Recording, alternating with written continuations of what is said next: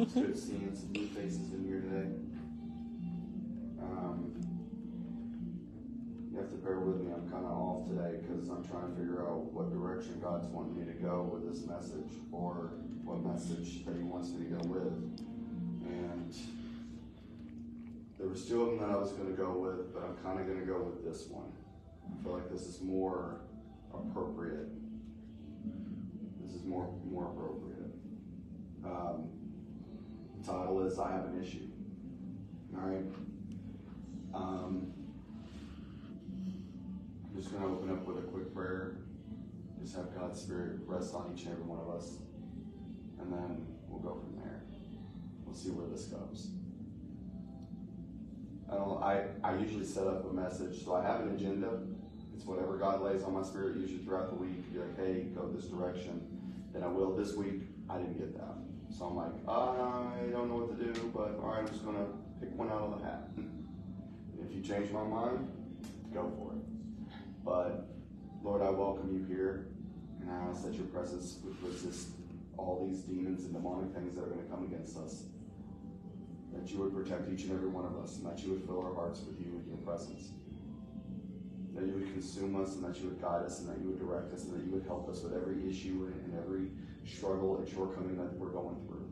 Every battle that we're facing. Everything that's unseen and that is seen. Every unspoken request, every unspoken battle, whoever needs prayer. Lord, I just ask that you touch hearts, that you touch souls, that you touch spirits today. That you would reach into people, that you would deliver them, that you would guide them, that you would encourage them, that you would empower them today, and that you would give them some kind of wisdom or maybe or understanding or something that they can lean on to give them the strength to overcome the issues in their lives. And Lord, I ask that your presence would rest here today, that your glory, your presence would fall on us, and that you would be here in this moment, that you would guide my words, guide my steps, guide everything that I do. May it be ordained by you and you alone. I love you, God, and I thank you for even just this moment to pour into these people. Thank you for the opportunity to do this. In Jesus' name. Okay. So have you all ever had an issue that was almost like an immovable object?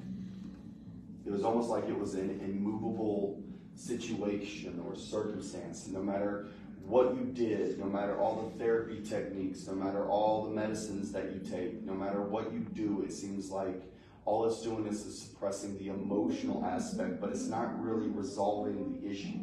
No matter who you turn to this person, you turn to the next person, you turn to the next person, and every person you turn to makes you worse. It seems like instead of taking something away from them and growing, it makes you worse. And then when you meet that person who actually kind of pulls on you to better yourself, to ignite something on the inside of you to help you grow, or maybe to push you in the direction that you are supposed to go, you get mad at that person and you look at them as if they're against you.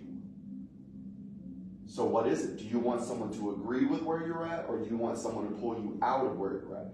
Do you want someone to help God heal you in the authentic way? Because I'm going to tell you, the healing process is not easy. It doesn't feel good. It doesn't feel good. It's not something that you're just going to be like, oh, I got to go through all these surgeries. I got to go through all these, all this rehabilitation and all these things. Like, oh, this is just going to be an easy venture for me. It's not. It's not easy.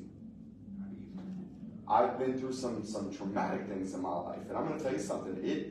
It will make you into the poison you don't want to be. The very thing that you hate in others, you will become if you don't deal with it in yourself. There's a lot of people who say, Lord, Lord, I love you. I love Jesus. I love God. But they love living like hell more. I'm going to be mean today. I had no sleep last night. I was raw. I want to be mean today. I was like a pretzel and I was freezing. But no, yeah, I'm like working on 2 to 3 hours of sleep. Like, sure. Anyways, that's funny. But in all reality, which trauma should I pull out? Just messing. I'm a spicy kid today. This is like sleep deprived. No, but in all reality, I remember when I was dealing with something and I would go to my boy And whenever I would go to them, man, I would sit down with them and I'd be like, hey, this is what I'm going through, and this is a past friend, okay? And we started fueling each other in the same direction. Like, he didn't give me any kind of wisdom, didn't pour into me, didn't kind of give me any kind of guidance, didn't pull me out of anything. He didn't like, hey, you think that may be a bad idea? Hey, you might want to look at it from this point of view. It was never anything that was a positive reinforcement. And the thing is that anything that you do, whether it be a surgery, whether it be mental, emotional, spiritual, whatever it is, there is something in you that it sucks to rehabilitate. It does. You've got people who have been raped. You have people that have been molested. You have people who have been beat on. You have people who have been neglected, abandoned, and all these things. And you deal with these issues and you can't heal them. And there are some things that are in the inside of you that you can't heal. And like, I know people who got on the medications for like depression and all that stuff and anxiety. All it does is suppress how you feel. It doesn't really change it. You have to decide to change something. Like you do. And one thing I hate that churches do is they put spirits on stuff that isn't always a spirit. Sorry. It's not always the big bad devil who cares enough about people who are not of influence. There's demons out there, yeah, there's demonic entities, but Satan, he rules over people of influence. If you don't have influence, then you're not a priority. If you don't make waves in his ministry and you're taking away his children, then you're not a threat. You don't get his attention. He's about moving governments and moving kingdoms and manipulating musicians and singers and actors. He's more about that stuff. People, his apostles, his prophets, his worship team, his Levites. He's a counterfeit of God. So where God has his ministry, so does the enemy. So, and plus, nowhere in the Bible does it ever say that Satan is omnipresent. So he is not in all places all time. So how could the devil be messing with me and messing with him at the same time in two completely different locations when he is not omnipresent? Angels aren't omnipresent. They have to travel too. So there's your little religious bubble pot. So don't ever get in that mindset, because what churches like to do is be like, oh, you're dealing with depression? Demon. Oh, you're dealing with suicide? Demon. Oh, you're dealing with sadness? Demon. Oh, you're not happy today? Demon. Oh, you think you're dealing with something? Demon. And it's always a demon. It's always casting judgment on the spirit, but it's never even calling the spirit out. So where I'm going to go with this, I'm not going to go there. Not live. I'll wait for it not live one day and I'll go there, because people are really angry when you say certain things. They get spicy. Let me tell you something, sir. All caps. So sometimes depression comes from dwelling in sadness way too long. Sometimes sitting in what broke you will create the depression. Sometimes sitting in that sadness, sometimes always dwelling on your past, always dwelling on what never will. And one thing I've learned about self-sabotage, you'll start doing this through those places. Self-sabotage is literally this. You think you're saving yourself from the emotional abuse, and it gives you a false sense of the outcome. I know, isn't that weird? Isn't that weird? You do it because it's self-protection, and it gives you a false sense of control of the outcome. So that it's a way of, like, you kind of prevent yourself from getting hurt, but yet you're hurting yourself. I don't understand that. Why do we do that? We even do it with God. I'm not good enough, Lord, for your glory and your power. I'm not good enough for your sacrifice. I hear this a lot. I have to get right first. I've never read that. You just got to come to Christ first. He gets you right, leading you. But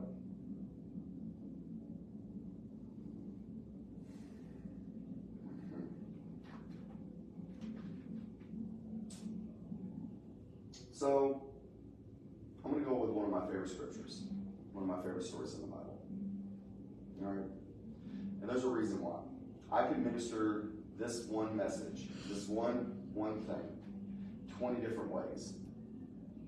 and never the same. Because this one thing right here can hit several different things of your life. And it's one of the most precious stories, I think, that I've ever read. Because I'm going to break it down for you. In Mark 5:25 through 34, it said, "Now a woman suffering from bleeding for 12 years had endured much under many doctors. She had spent everything she had and was not helped at all. On the contrary, she became worse. Having heard about Jesus, she came up behind him in the crowd and touching his clothing, for she said, 'If I can just touch his clothes, I'll be made well.' Instantly, her flow of blood ceased, and she sensed in her body that she was healed of her affliction. At once, Jesus realized in himself that the power had gone from him. He turned around at the crowd. 'Who touched my clothes?' His disciples said to him, 'You see the crowd pressing against you, and yet you say, 'Who touched me?' But he was looking around to see who done this. The woman, with fear and trembling, knowing what had happened to her, came and fell down before him and told him the whole truth. He said, 'Daughter,' he said to her, 'your faith has saved you. Go in peace. Be healed from your affliction.'" We're going to break it down. We're going to break this down. The reason I love this story, first off, let's go culture. If you were on your menstrual cycle, you were on your period, whatever you want to call it, ant flow, whatever demonic thing that is, whenever you're going through that time of your life in this era, you were supposed to announce yourself unclean. You were not supposed to touch men, rabbis, or spiritual leaders. You were unclean. You were not to be. You were. You were dirty. That's why they use in the Bible filthy rags. That's what they're talking about, menstrual rags, as filthy rags. Our righteousness is that of filthy rags. Talking about menstrual rags. That's our righteousness, human's righteousness. All right. So this woman who is dealing with the issue of blood for 12 years. Now imagine having your menstrual cycle for 12 years. You think 7 days is rough. I don't even want to do the math of how many hours, how many days, how many even want to do it. There's 365 days in 1 year, and there's 12 of them. Like, could you imagine that kind of just pain? Plus it's hot. Okay, it's hot where she at, all right? And you don't get the feminine products that we get now. So you can only fathom how lovely that time was. So in this, she lost her family. She was casted away. She was probably told to live on the outskirts of the town or away from people. She was not allowed to be on the end. She couldn't even be in the presence of men. If she touched a man or she touched a rabbi, she was immediately stoned. Okay? Following? So, she lost everything. Then she goes to these doctors. Now you got to think, doctors in this time, they're stupid. They don't know anything yet. They're like, here's a leech. Put this leech on you and it'll make you feel better. So she goes to all these doctors, all these people who were supposed to make her better, made her worse. Then after she went through all that, went through her finances, so she lost her family, lost her identity, lost her place, lost her finances, became worse. They made her even worse. Everyone has ideas on how to heal you, but no one actually knows how to heal you. And then after she does all of this, she's at a desperate place. She's at a low place. She's at a weak place. But then she hears about Jesus. See, what breaks my heart is that no longer in this time and age and in Christianity, have you ever heard of someone talking about Christ in such a way that it motivates you and it does something on the inside of you that draws you unto Him? Have you noticed that? Have you noticed that? I'm a Christian. I go to church. Yeah, but that's the only time you're a Christian. There should be something on the inside of you that when people are at that place, that when you speak up and you talk about Christ and your faith, it does something. See, when you're in a happy relationship, you talk about your happy relationship. So what happened? We don't have one with Christ. This is it. This is where it starts and ends. I love Jesus here. Oh, God's so good. Leave. I can't wait to get some sex from that girl later. Like, that's literally what it is. That's Christianity in a handbag. And there's some people like, I'm not like that. No, you're just judgmental. And like, or you condemn people, or you walk in condemnation with people. Like, nobody can do anything wrong without, oh, they're not a Christian. Like, you're looking at everybody's speck, but not looking at your own flaws in your own life. And one of the things that I've learned, especially in this message right here, is this. Like, nobody sees Christ and nobody's drawn unto him anymore. There is no drawing. There is nothing that's like, hey, I heard this Christ that you're talking about, now I'm drawn to him. There is no drawing unto Christ. I don't see it. And I'm in the public every day. I just don't see it. I never hear anybody talking about their faith. I don't hear anybody talking about how good the Lord is. I don't hear anybody. And the only people that I ever hear are like really old people, but it has to be brought up. You don't just hear people saying, dude, I love Christ, man. This week at church was amazing. And actually, God revealed a lot of things in my life that I needed to work on. And I'm working on those this week. Like, man, he's really touched my life. He's really saved me. He really set me free from something. He broke me from something. There is none of that. It's a joke. It's like we're pursuing mental health and how to get a husband and all this stuff where it's like we're trying to teach people how to perfect their life, but no spiritual life. It's not like, hey, Christianity is more spiritual than it is physical. It's about something on the inside of you changing. So she spent everything, her time, her money, her finances. She lost everything. No family, nothing. She's an outcast. She's rejected. She's neglected. She's abandoned. She's casted outside. Nobody wants her. Nobody. Because here's the thing. She hears about Christ. She goes to him. So there is a place that if you ever go to Israel and you're doing the little tour thing, they actually take you to the place where this happened. And it's literally maybe the size of these two rooms. And it was nothing but people on the inside of it. So she's literally pushing against all these men. And if one man sees her, could stone her on the spot. That could end her life. So she's at a desperate place now. So I mean, she's at a place where she's like, even if it costs me everything, my life, that's all I have left, I'll lay it down gladly if I can just touch his hem. If I can just touch the piece of his clothes. Because see, she didn't touch him, she touched the garment. So technically, she didn't touch him. She's like, I can't touch him, but if I can just touch a piece of his clothing, I know I'll be healed. I know I'll be restored. Because she didn't feel worthy enough of him touching her. Because he can't. But who's going to tell the Creator who created it, he can't touch you? There is no man who can tell God he can't touch you. So if you think you're at the lowest place, you're unclean, you're nasty, you're disgusting, and all your sins and all your mistakes, all that ugliness on the inside of you, if you think he can't touch you because of that, that's all I'm going to say. You're stupid. There's no polite way of saying it. Because that is the dumbest thing we could ever say. God, you can't touch me because I'm unclean. He's like, yes, I can. I touched lepers that I could have caught the leprosy from. Like, I've done all these things. One of the things that I love about this is this. If you read Matthew, you read Mark, you read Luke, and you read John, it's going to be worded a little bit different. I think I like Luke's version better because it was more detailed, the account of this story. And one of the things that they believe is that Luke, because Luke was a physician, that Luke was one of her doctors. Which is why he was like, hey, I know that girl. So she pushing through all these guys. She's at a desperate, so she's pushing, she's pressing. Even though people are going to condemn her and talk bad of her, it sounds familiar like the church, right? You're pushing to the altar, you're going to the altar, everyone's talking about what you did, who you are, your reputation, but all you're trying to do is just get to the feet of Christ so you can touch the hem of his garment, so there's a change in empowerment, and the very people who are judging you should be the ones that are actually flocking to the altar with you, because apparently they need more Christ than you do. But that's a side note. I'm going to put that there. All right.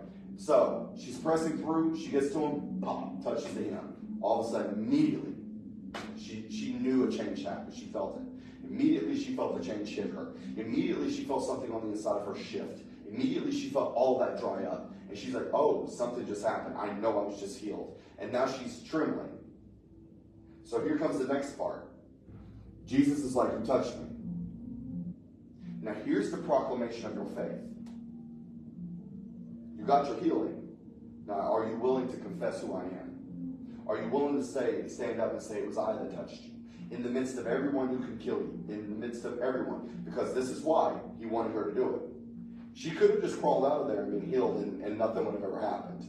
But for the fact that she stood up in the midst of all of the spiritual leaders, hear me out, the leaders, all her peers, all the men, and she said, it was I, then Christ can restore to her something she lost, but was only able to be restored through him.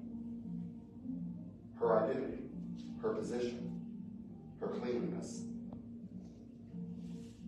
So when she stood up, she said, it was I. And he goes, daughter. Why didn't he say, young lady? Why didn't he say, madam? Why didn't he say, hey, you, or something like that? But he immediately addresses her as daughter. When the woman, I believe, was caught in the act of adultery, he goes, okay, go and sin no more. I don't really remember him calling her daughter.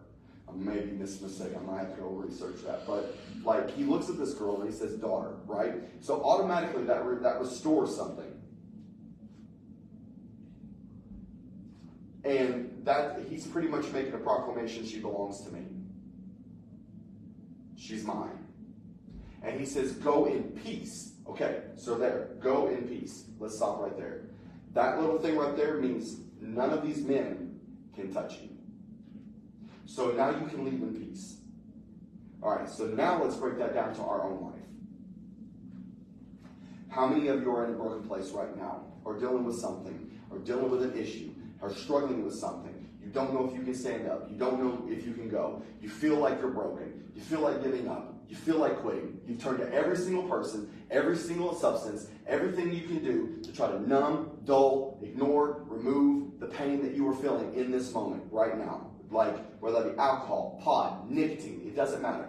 Sex, other men. What is it that you run to that on the inside of you, you're like, okay, I'm hurting, so this is going to numb my pain temporarily. Or I'm in a relationship because I don't want to be alone. I'm in this relationship because I don't want to feel isolated. I want someone to make me feel good. And the only reason you're in the relationship is for the feeling. It isn't even because they add to your life or because you're in love. It's because I'm lonely. I need somebody.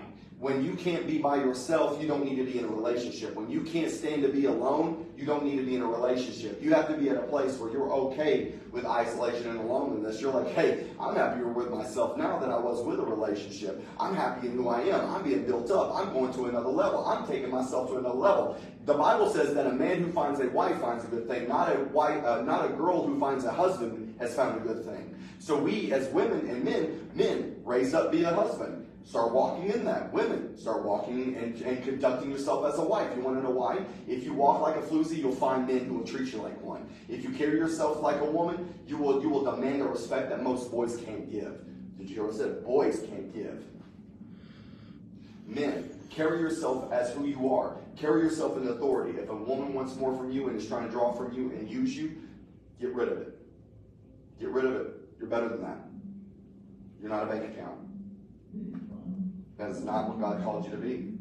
A priest, a prophet, a king, provider, protector, spiritual authority, a leader, comforter. You're supposed to be in the image of God with your wife. And that's a whole other story we'll get to. We'll get to that. I have a message that's on marriage, but that's not important for right now. We won't go back to, I get off the track sometimes, I'm sorry. But, like I was saying, but how many are you going that direction?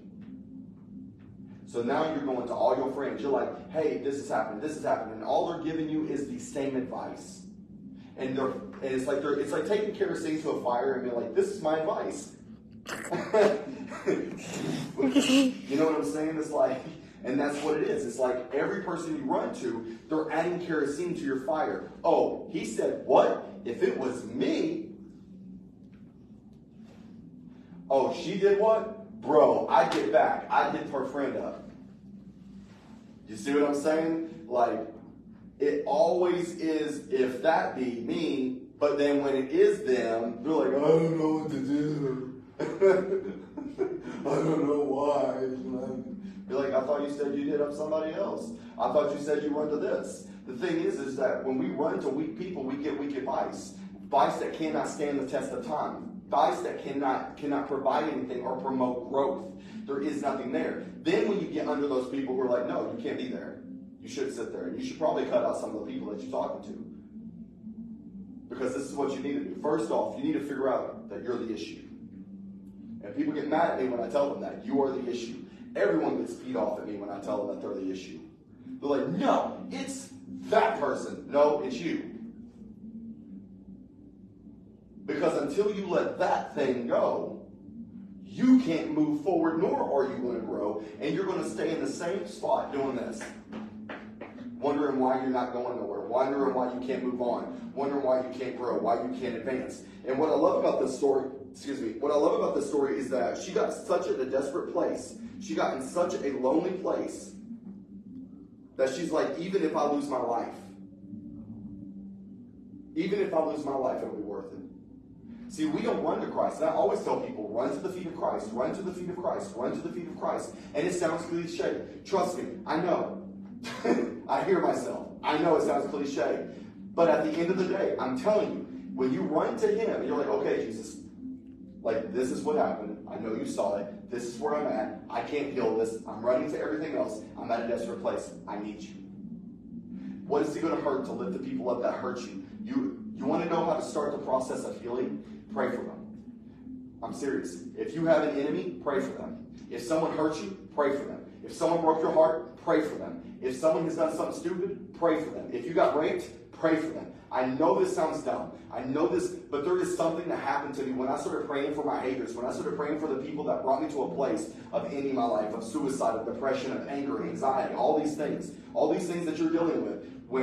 Whenever I got to this place, I started praying for them. God started checking me. He's like, pray for them. I'm like, no. They don't deserve prayer. And then I realized that I was operating in more pride. I was operating in pride. The opposite of love is pride, not hate. Because you become prideful. And through that is born all the negative things. So the thing is I got to a place where I was like, oh my gosh, I cannot be doing this no more. I cannot, like, God, you know what, I lift up so-and-so, I lift up so-and-so. And even if it was just a brief prayer, like, just help them, heal them. All of a sudden, I started feeling something inside me, like, starting to release. Like, I felt like a healing started, like someone was pouring medicine. And then immediately, those emotions and things that I had for that person left. And then all I had was sympathy and pity.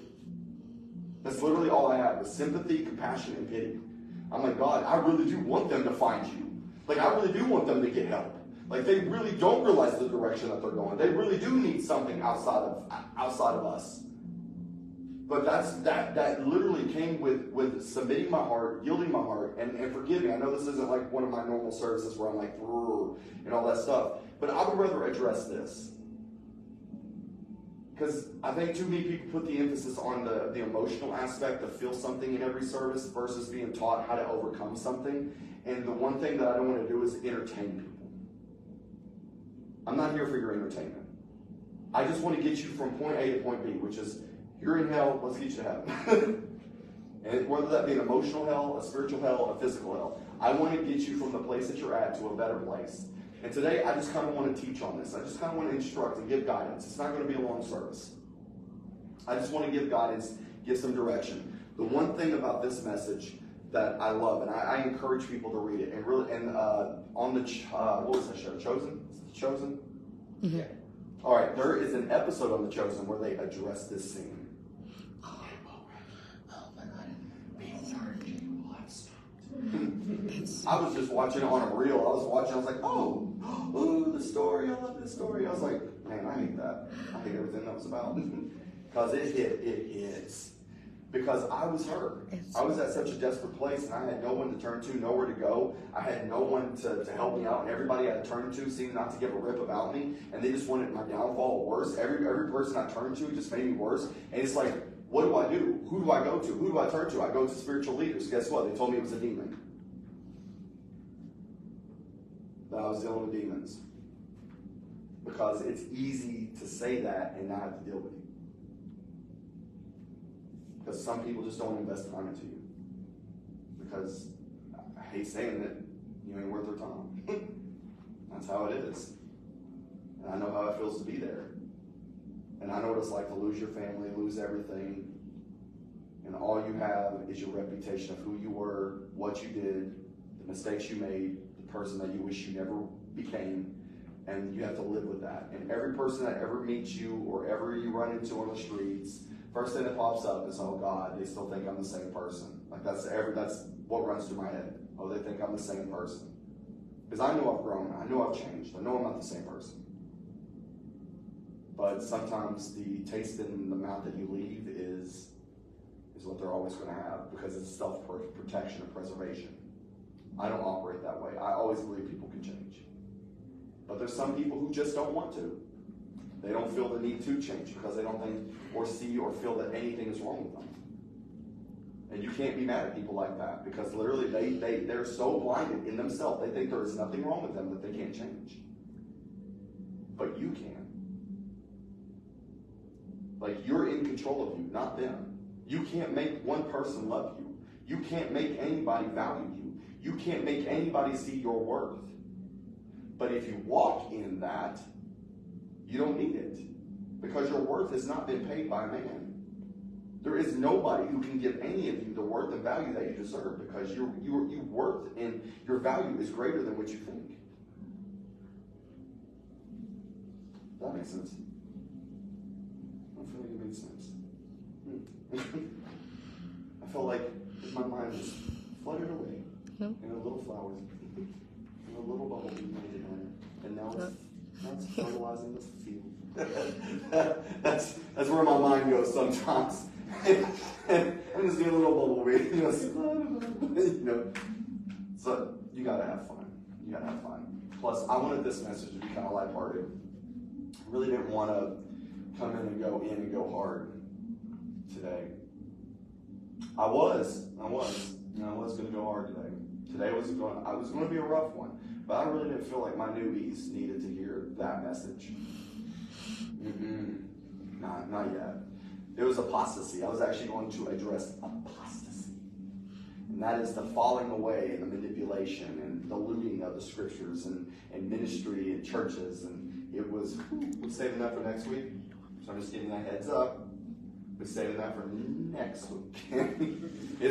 Next week will be the fire and brimstone message, where I'll be like, hey, but let me tell you something. Like, that will be the hard one. Yins. That one's coming out. The Yins is coming out. Let me tell you Yins something. I'm talking about redneck, old school, Southern Baptist fire and brimstone. I won't go that hard. I can't do that. I can't do that. I can't do that every other word. The Lord. I can't do it. It's not in me. It's not in me. It's not there. But no, I really wanted to keep this kind of more of a short message. I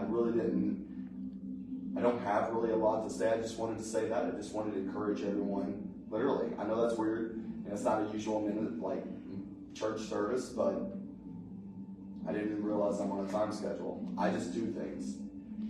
As long as I'm done by 12, because they turn their music on. But in all reality, I just really love coming in and talking about God and really feeling that direction and kind of doing more of teaching sometimes. And I just really feel like the best advice I can give to you is this: forgive, let go, pray over them.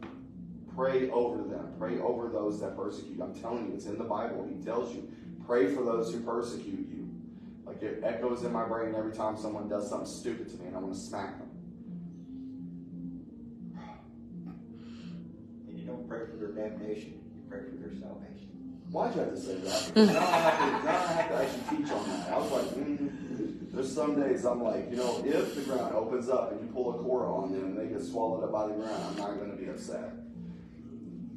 What? I'm sorry I'm not perfect. But no, there's moments where you're like, God, your heart's saying another thing, but you have to say the positive thing. You're like, let the fire of hell come up and burn their feet. And they get boils on their feet for the rest of their life. And every time they step, I'm the first image that crops into their head for what they've done to me. Right? Am I the only one that thinks that? Because no? Thank you, guys. I didn't want to sound crazy. But no, but my mind's like, you know better. You've done stupid things too. But I changed. They can too. No, they can't. They don't want to change. They're dumb heads, like, come on, you know what I'm saying. So, but no, I just want you guys to know that if you ever get to a place where you really, really desire like that freedom, it's at the end of the day, it's not a cop-out, it really is Christ. It's the Holy Spirit and it's Christ-centered. It's really going to your word, praying, it's really letting them go, it's sitting alone in your car, it's sitting alone somewhere and saying, okay, God, I can't do this on my own. It's going to the hem of his garment, it's going to his feet, it's crying, it's washing his feet with your hair, it's being at a lowly place, it's being at a broken place, it's actually being vulnerable.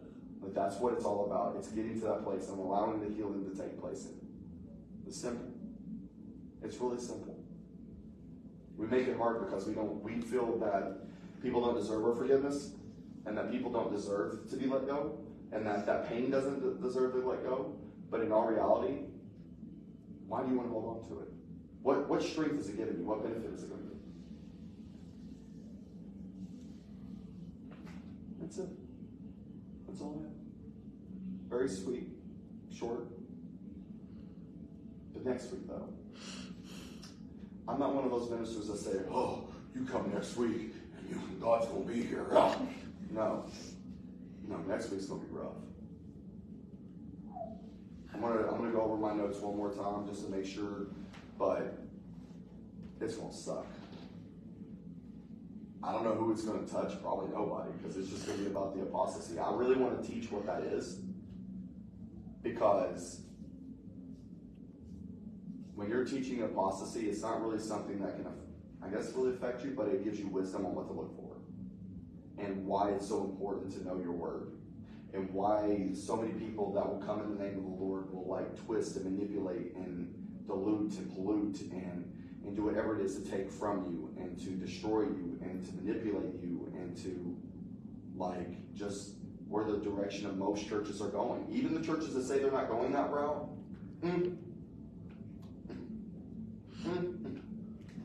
we're going to test it.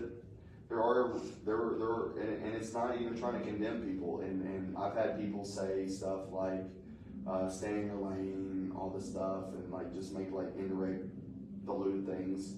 I'm like, look, if you weren't the dog I was aiming at, you shouldn't have barked when the rock hit you. Because I was always told, you throw a rock in the midst of dogs, the one that yelps is the one that hit. So, I don't know, maybe that was wrong. I think I watched that. I'm pretty sure I did. Is that how it says? Okay. So there are people out there that will start hating on you because you're calling out the bull crap that they walk in. Because at the end of the day, we say we walk in humbleness and humility, but we advertise ourselves like we're a billboard, like we're the next meal and snack. I'm not advertising myself. I just want to advertise what God's doing and what God's about. I want to advertise presence and I want to advertise glory, which is just Jesus. It's Jesus-centered. I don't care about if this church, it would be nice if this church takes off. It would be awesome. Having this all packed out and filled where we're elbow to elbow and we can't even sit down, would be awesome. And we have to move to a new location, that'd be great. That's my dream. If it doesn't happen, all right. At least a few people that have came, I would give everything if they just get impacted and it launches them into their destiny, launches them into their calling and their purpose, understanding identity, and have a relationship with Christ. That you don't go home thinking that you're not enough because a boy doesn't like you or a girl doesn't like you or because your family's acting stupid. Your worth doesn't hinge on another person. I'm sorry. It doesn't. That's not a feel better about yourself conversation. No, it literally, how is me loving you going to change you? How is me loving you going to affect your worth? If I don't love you, is that affecting your worth? Well, no. Then why'd you let some loser make you feel like you don't have any worth? When they literally are walking around worthless. Because there's only one thing that adds value and worth, and that's Christ. I have no worth without him. He paid the price that I could never pay to save me from hell and damnation and from myself. Because I am the worst enemy of me. It's not people. People are not an enemy. I am. People are just being people. And And you can't expect people without God to treat you godly. You can't even expect Christians to treat you godly because most Christians don't have God. They don't want to change their lifestyle. So you're going to get hurt by Christians, but that's just a label. Truly know a Christian is someone who actually walks out what they preach, or what is preached to them, or what they read, or what they're in relationship with. And I just think that if you guys get desperate, that's just be my only prayer, is that you really don't run to the substance, don't run to drugs, don't run to sex, don't run to boys, don't run to negative friends. Literally, run to the feet of Christ. Surrender every person who's hurt you. Let it go. That's it. Simple. Yeah, I'm done. Love you, Nate. Yeah. That's it. That's all I got. We're good? Yeah, that's all I got.